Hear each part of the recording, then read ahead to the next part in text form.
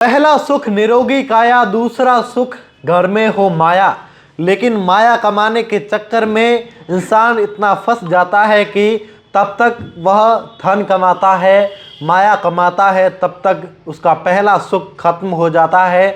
वह बूढ़ा हो जाता है, उसके अंदर कई सारी तमाम बीमारियां हैं जो घर बसा लेती है और उसे पता भी नहीं चलता। और वह माया तो कमा लेता है लेकिन उसका पहला सुख जो निरोगी काया है वह बिल्कुल ख़त्म हो जाता है और बाद में उस पर बैठे बैठे बूढ़ापे में विचार करता रहता है कि पहले इसको सुख को है जो भोग लिया होता। मैं यह इसलिए कह रहा हूँ कि एक प्रोफेसर, जो कॉलेज का प्रोफेसर, और उसने फांसी का फंदा इसलिए लगा दिया कि उसके अंदर कई सारी बीमारियां थी और वह यह नहीं चाहता था कि मेरे परिवार वालों को मेरी वजह से परेशानियों का सामना करना पड़े या कि उनको परेशानियों का सामना न करना पड़े।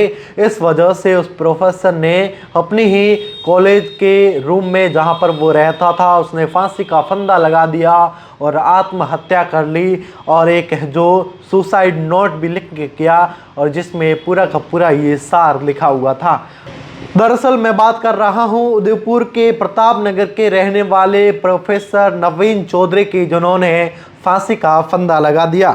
दरअसल उदयपुर के प्रताप नगर थाना क्षेत्र के CTAE कॉलेज में प्रोफेसर नवीन चौधरी ने फांसी का फंदा लगा दिया और आत्महत्या कर दी।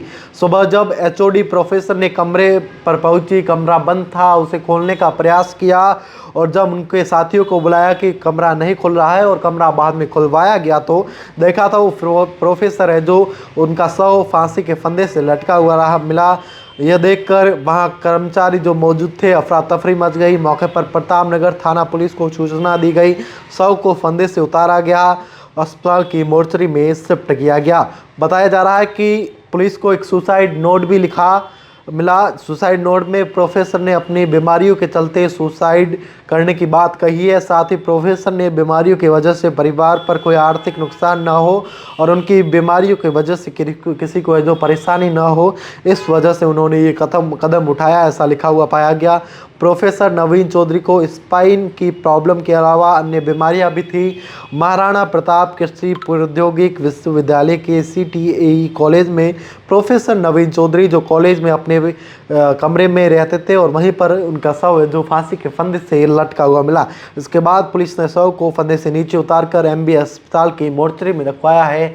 और वहीं देखिए किस तरीके से एक प्रोफेसर ने पूरी सेवाएं खत्म कर दी। करीब उनकी 58 साल उम्र थी और उन्होंने यह कदम उठा लिया अपनी बीमारियों के चलते और उन्होंने सुसाइड नोट में लिखा कि मेरे परिवार वालों को कोई आर्थिक नुकसान न पहुँचे और वहीं उनको जो परेशानियों का सामना भी नहीं करना पड़े।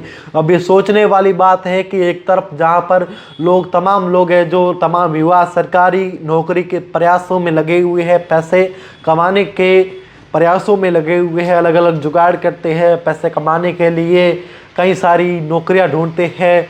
लेकिन एक यह खबर देखकर हर कोई हैरान रह गया कि एक प्रोफेसर ने अपनी ड्यूटी खत्म होने जा रही थी, करीब 58 साल की उम्र में फांसी का फंदा लगा दिया उनकी बीमारियों के चलते। ये सोचने वाली बात है। इस पूरी खबर को लेकर आपकी क्या राय है हमें कमेंट बॉक्स में ज़रूर बताइएगा। द खटक से मैं आपका साथी राजेंद्र सिंह, शुक्रिया।